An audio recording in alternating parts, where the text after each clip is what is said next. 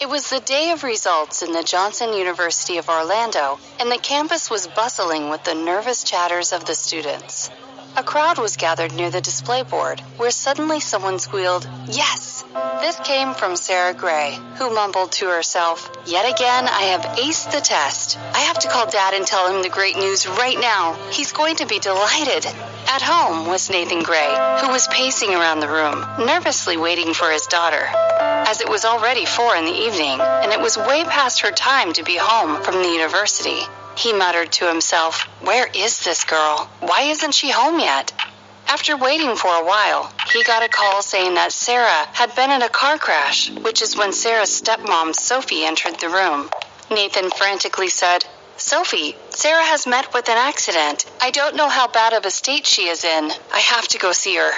"You are overreacting, Nathan. It must have been a small accident. There's no need for you to go to the hospital. She will come back home. She isn't a kid anymore," said Sophie. Nathan ignored Sophie's words and rushed to the hospital. After reaching, he anxiously asked the doctor about Sarah's condition. "I am Nathan Gray. I heard that my daughter was in an accident and was admitted here. Her name is Sarah Gray. How's my daughter, doctor? Is she okay?"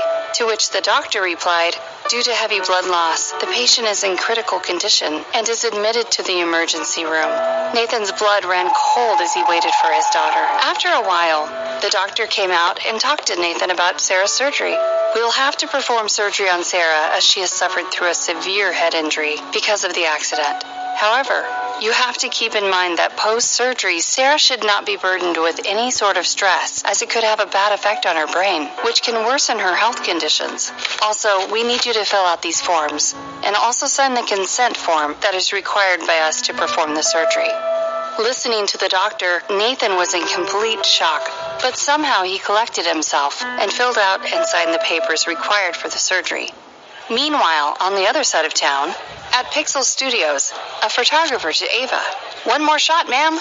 Another photographer from behind yelled, "See here, and that is a perfect shot, ma'am. Now you can go and change." The photographer asked Ava to get ready for the next shot. Ava was Sarah's younger sister, and she aspired to be a model. After getting dressed for the shoot, Ava thanked her friend Sam for the chance. The photographer asked Ava to pose for the camera. After the shoot, Ava, along with Sam, went to her makeup room, and that's when Sam's phone rang. "Hey, how are you?" "Yeah, sure. I'm still at the studios. You can come here." After the call got disconnected, Ava asked Sam who it was when someone entered the room. "Hello, Mr. Brooks. How are you? To what do I owe this pleasure?" exclaimed Sam on seeing him. Mr. Brooks was a businessman who was working on a huge project for his company, and he was looking for a model for his advertisement in order to carry out the publicity of his project. He had contacted Sam and needed his help for the same. "Sam, do you remember? I had told you that we're looking for a model for our next project," said Mr. Brooks to Sam. Sam, seizing the opportunity, looked at Ava and introduced her as the New Age supermodel to Mr. Brooks. Mr. Brooks looked at Ava, and after a few rounds of questions and answers, signed the contract with Ava, with her as the new face of his company's project. He then congratulated her. As he was leaving, he remembered, "Sam, remember, today is the announcement party of the project, and the investor for this project, Mr. Sean Rogers, will be attending. So I would like both of you to come and meet him." "Goodbye," said Mr. Brooks to Sam. After Mr. Brooks left, Sam congratulated Ava, who was thrilled about her first project. Also, she was curious about Sean. "Sam, I'm very happy, but I want to know who Sean Rogers is. I mean, the way Mr. Brooks talked about him sounded like he was a big deal," said Ava, to which Sam replied, "Sean is a huge business tycoon, not just here in Orlando, but in the entire country. Ava, if your stars are aligned, then after working with him on this project, your career will be off the roof, and no one can stop you from succeeding." Hearing this, "In that case, I have to meet him," said Ava excitingly. Meanwhile, at the hospital, Sarah's surgery had begun. According to the doctors, the surgery was a huge risk, but still, they were doing everything they could at the moment. Nathan was waiting outside the surgery room when the cops came up to him and asked him questions regarding the crash. are you related to the victim who had met with an accident? We have a few questions for you. Hearing this, Nathan disturbingly said, Yes, I am Nathan Gray, her father. However, officer, I cannot help you with much as I was not present at the time of the accident. I myself got a call from the hospital about the crash. To which the cop replied, Sir, we found this piece of paper at the site of the accident. Also, we are looking for more evidence so that we can catch the culprit as soon as possible.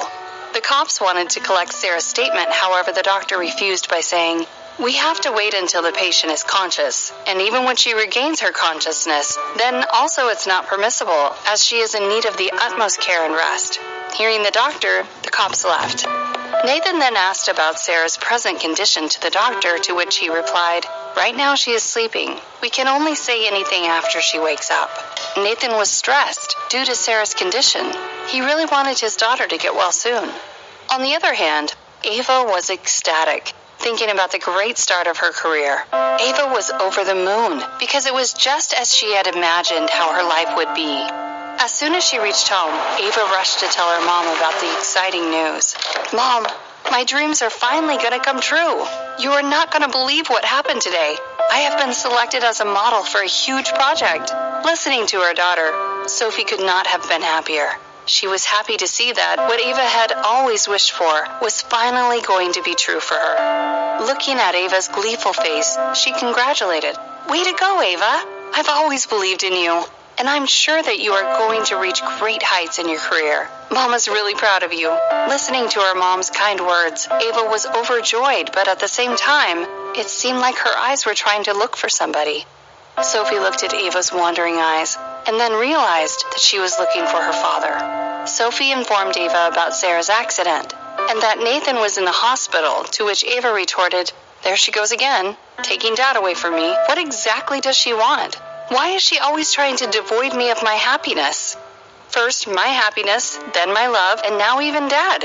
I know one day she is going to steal everything away from me. Seeing her daughter angry, Sophie tried to calm her down and suggested she get ready for the party. Ava, today is a very important day for you. There will be a lot of people at the party. You have to stand out and look your best. Only then will people notice you. Do you understand what I'm trying to say? Yes, Mom, I understand, responded Ava. Meanwhile, in the hospital, it had been 4 hours since Sarah's surgery. The doctor said that she would wake up within 3 hours after the surgery. However, even though 4 hours had passed, there were no signs of her waking up. Nathan called the doctor. Doctor, it's been 4 hours, and my daughter is not conscious yet. Could you please check on her? To which the doctor signaled him to move forward and replied, Sure. After checking on her, the doctor took Nathan out of the room and said, I'm sorry to inform you, but sir, your daughter is in a coma. As soon as he heard this, the glass of water Nathan was holding